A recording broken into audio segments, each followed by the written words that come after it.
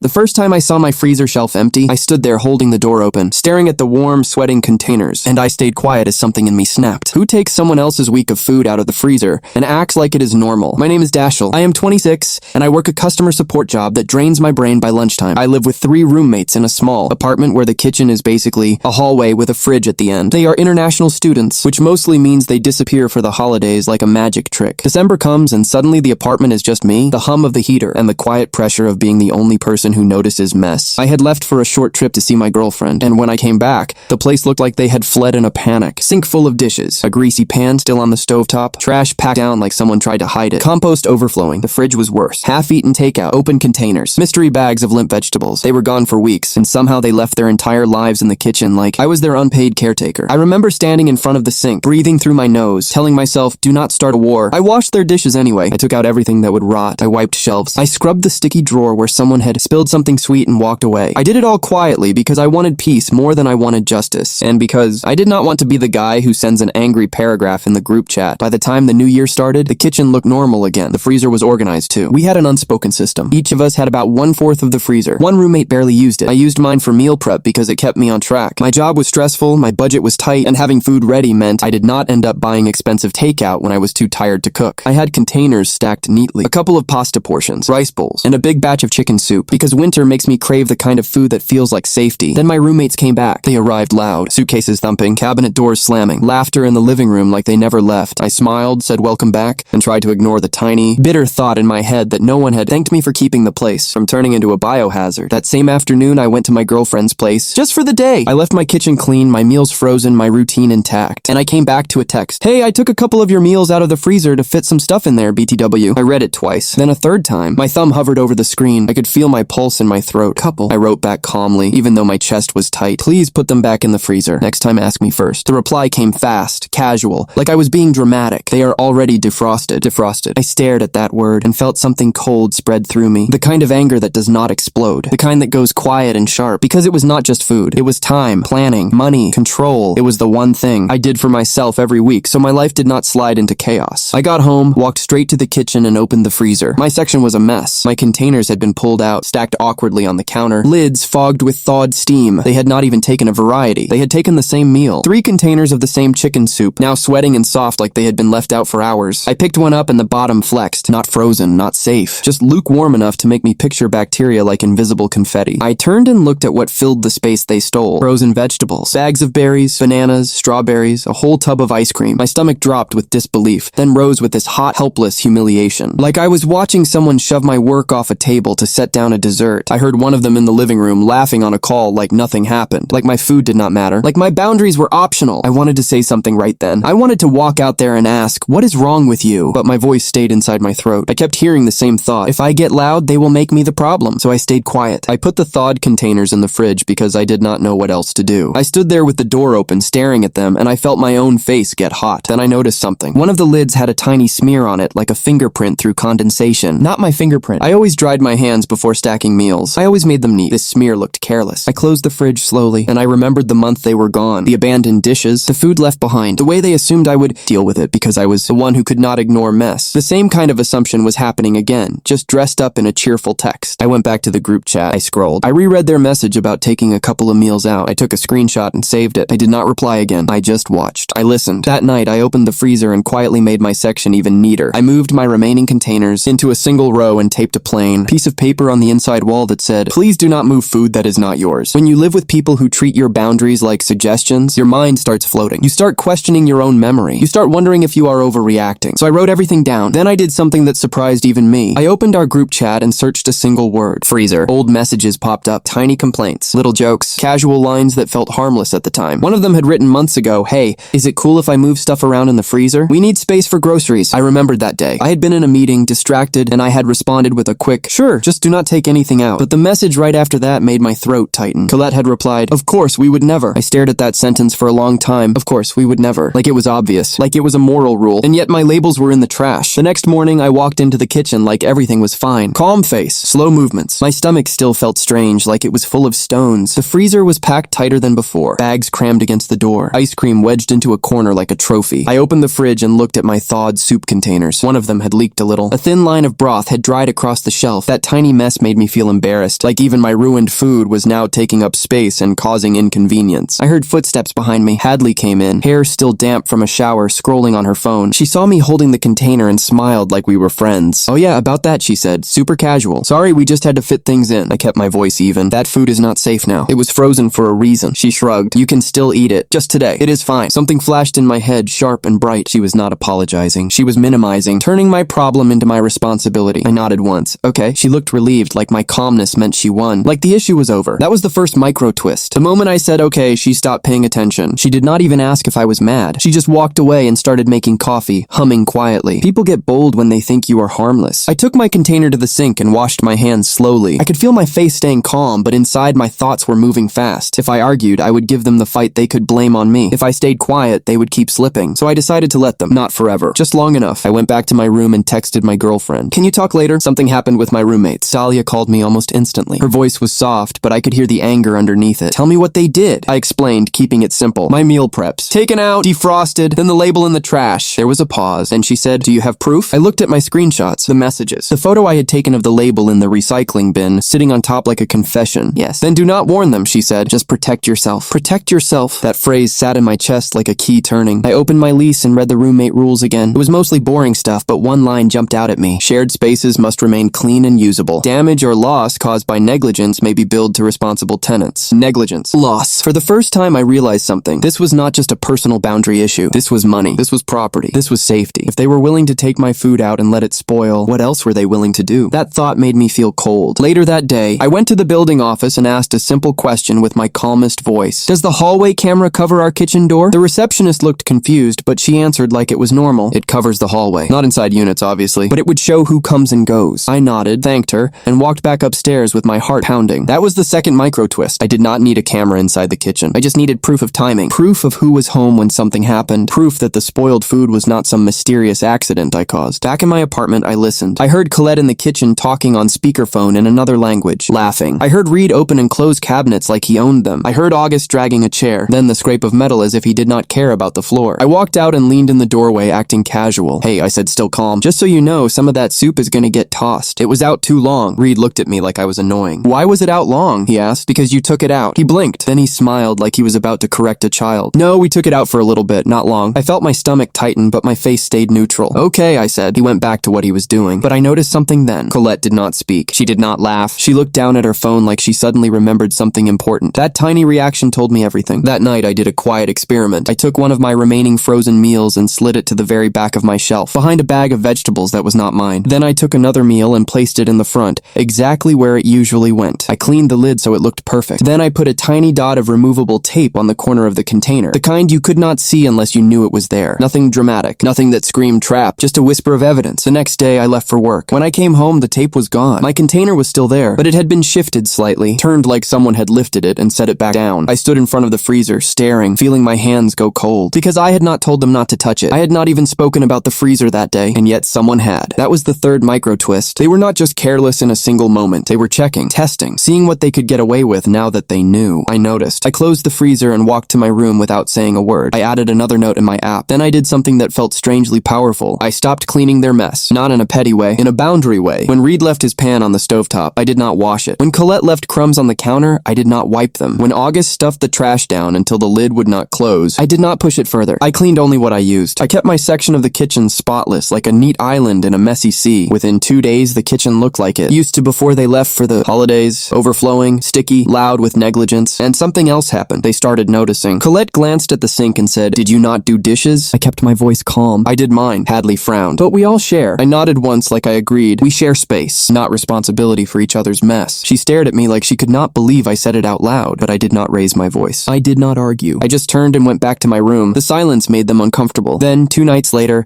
I heard them whispering in the living room. My door was cracked. Their voices were low. "He is being weird," Hadley said. "He is mad about food," Reed answered. "It is not a big deal." Colette spoke softly and her words made my skin prickle. "Just do not touch his stuff anymore. He is writing things down." My heart beat hard once like a heavy knock in my chest. So they noticed. They were watching me the way I was watching them. I sat on my bed staring at my notes and I felt something close to fear. Not because they could hurt me physically, but because people who get caught sometimes get spiteful. People who feel embarrassed sometimes become cruel. I breathed slowly and reminded myself of the plan. Proof, paper, calm. The next morning, I sent a message in the group chat. Polite, short, short, no accusations. Hey, since food has been moved and spoiled, I am setting a rule for my freezer section. Please do not touch or move anything from my shelf. If you need space, ask me first. Reed replied almost immediately. Bro, you are acting like we robbed you. My fingers hovered over the keyboard. I could have argued. I could have listed everything. I could have typed a paragraph explaining how much money I lost, how much time, how much stress. Instead, I wrote one line. I am not arguing. I am setting a boundary. Then I stopped. No more messages. No back and forth. But the real move was not the message. The real move was what I did next. I printed a small copy of that chat exchange, put it in an envelope, and slid it into my lease folder. Then I emailed the building manager, calmly asking about the process for documenting shared space disputes and whether the building had a formal mediation step for roommates. I did not name anyone. I did not complain. I asked procedure questions. The manager replied the same day, professional and neutral, explaining the steps, including the option for a written notice if shared space rules were being violated. I read that email 3 times. It felt like standing on solid ground. When my roommates came home that evening, they were quieter than usual. Reed avoided eye contact. Hadley kept opening the freezer and closing it like she was trying to rearrange the laws of physics. Colette stayed in her room. Then August knocked on my door. He leaned against the frame, trying to look relaxed, but his eyes were tense. Hey, he said, we are having friends over this weekend. We will need freezer space for some stuff. Can you move your things? I looked at him calm. No. He blinked like he did not expect that. We just need a little space. I nodded, then asked the roommate who does not use their shelf. Or use your own shelf. My stuff stays. His jaw tightened. You are being difficult. I smiled a little. Not friendly, not cruel, just controlled. I am being consistent. He stared at me for a second, then walked away without another word. And that was the moment I knew they were not used to someone who stayed calm. They were used to someone who cleaned, who fixed, who absorbed discomfort so everyone else could float. Not anymore. I shut my door and listened to his footsteps fade down the hall. My hands were steady, but my stomach felt tight, like my body was bracing for the next hit. That weekend came fast. Friday night, the apartment filled with noise. Music low at first, then louder. Shoes by the door. Laughter that bounced off the walls. The kitchen turned into a crowded station where everyone hovered, opening drawers, grabbing cups, leaving wet rings on the counter like little claims of ownership. I stayed in my room for a while, letting them forget I existed. That was my advantage. When people think you have backed down, they stop being careful. I could have argued. I could have listed everything. I could have typed a paragraph explaining how much money I lost, how much time, how much stress. Instead, I wrote one line. I am not arguing. I am setting a boundary. Then I stopped. No more messages. No back and forth. But the real move was not the message. The real move was what I did next. I printed a small copy of that chat exchange, put it in an envelope, and slid it into my lease folder. Then I emailed the building manager, calmly asking about the process for documenting shared space disputes and whether the building had a formal mediation step for roommates. I did not name anyone. I did not complain. I asked procedure questions. The manager replied the same day, professional and neutral, explaining the steps, including the option for a written notice if shared space rules were being violated. I read that email 3 times. It felt like standing on solid ground. When my roommates came home that evening, they were quieter than usual. Reed avoided eye contact. Hadley kept opening the freezer and closing it like she was trying to rearrange the laws of physics. Colette stayed in her room. Then August knocked on my door. He leaned against the frame, trying to look relaxed, but his eyes were tense. Hey, he said, we are having friends over this weekend. We will need freezer space for some stuff. Can you move your things? I looked at him calm. No. He blinked like he did not expect that. We just need a little space. I nodded, then asked the roommate who does not use their shelf. Or use your own shelf. My stuff stays. His jaw tightened. You are being difficult. I smiled a little. Not friendly, not cruel, just controlled. I am being consistent. He stared at me for a second, then walked away without another word. And that was the moment I knew they were not used to someone who stayed calm. They were used to someone who cleaned, who fixed, who absorbed discomfort so everyone else could float. Not anymore. I shut my door and listened to his footsteps fade down the hall. My hands were steady, but my stomach felt tight, like my body was bracing for the next hit. That weekend came fast. Friday night, the apartment filled with noise. Music low at first, then louder. Shoes by the door. Laughter that bounced off the walls. The kitchen turned into a crowded station where everyone hovered, opening drawers, grabbing cups, leaving wet rings on the counter like little claims of ownership. I stayed in my room for a while, letting them forget I existed. That was my advantage. When people think you have backed down, they stop being careful. Around midnight, I heard the freezer open. Then a longer pause, like someone was trying to force a puzzle piece into the wrong place. I stood up quietly and walked to the kitchen. 3 of my containers were on the counter again. Different meals this time, not soup. 2 rice bowls and a pasta portion. The lids were fogging, and my throat went dry with that same mix of anger and humiliation. Hadley was holding a bag of frozen fruit like it was precious. Reed was laughing with a friend. August stood near the freezer, pretending he had nothing to do with it. Nobody looked at me until I spoke. Hey, I said calm. They all turned at once like I had interrupted a game. Oh, August said quickly. We just needed space for the ice. For the ice. I looked at the counter at my food turning wet. I looked at the freezer, stuffed with ice cream and fruit and things that did not belong to me. I nodded once. Okay. Hadley's face relaxed instantly, like she had just won. She gave a little shrug, like I was being dramatic for even showing up. Then I did the quietest thing I could do. I pulled out my phone, took a photo of my meals on the counter, took a photo of the freezer packed with their new stuff, and took a photo of the clock on the microwave in the corner of the frame. Then I picked up my containers and placed them in the fridge. Not because I planned to eat them, but because I needed them to look exactly as ruined as they were. No yelling, no arguing. argument, no lecture, just proof. I went back to my room and sent a single email to the building manager with the photos attached. Hello, I am documenting repeated incidents of shared space misuse and food spoilage after my roommate moved my items from the freezer without permission. I previously set a written boundary in our group chat. This happened again tonight. Please advise the next step for written notice and mediation. I read the email twice, then hit send. My hands did not shake until after it was gone. The next morning, the kitchen looked like a storm. Cups everywhere, sticky spots on the counter. Someone had spilled something dark near the stove and left it. My roommates slept late and their friends were gone. I opened the fridge. My meals were fully thawed now. One lid had popped slightly, like the container itself had given up. The smell was faint but wrong, like warmth where cold should have been. I tossed them. As I tied the bag, I felt a sharp sting behind my eyes. Not because I was sentimental about rice bowls, but because this was what disrespect looks like in real life. It looks like money you cannot afford to waste. It looks like time you do not get back. It looks like someone else deciding your effort is disposable. By afternoon, my roommates were awake, and the apartment was quiet in that uneasy way people get after they have crossed a line and do not want to admit it. Then my phone buzzed. The building manager replied they could schedule a mediation meeting. They could issue a written notice. And if there was documented negligence causing loss, they could recommend reimbursement between tenants. The manager also asked me to forward any relevant chat messages. I forwarded the screenshots, including the old line that still made my stomach twist. Of course, we would never. Within an hour, the manager proposed a meeting time. That was when the tone in the apartment changed. Reed knocked on my door with a forced smile that did not reach his eyes. Hey man, he said, we should talk like adults. I leaned against the door frame, calm. We can talk at mediation. His smile tightened. Why are you doing that? It is just food. I looked at him, steady. It is not just food. It is a pattern. He stared at me like he wanted a reaction. He wanted me to get loud so he could call me dramatic. But I did not give it to him. He walked away. Later that night, Colette came to my door alone. Her voice was softer than the others, like she wanted to be reasonable. We did not think it was a big deal, she said. We are sorry. Can we just move on? I kept my voice even. I already asked you not to touch my stuff. It happened again. Moving on means it stops, not that I forget. She swallowed, eyes flicking away. We can pay you something.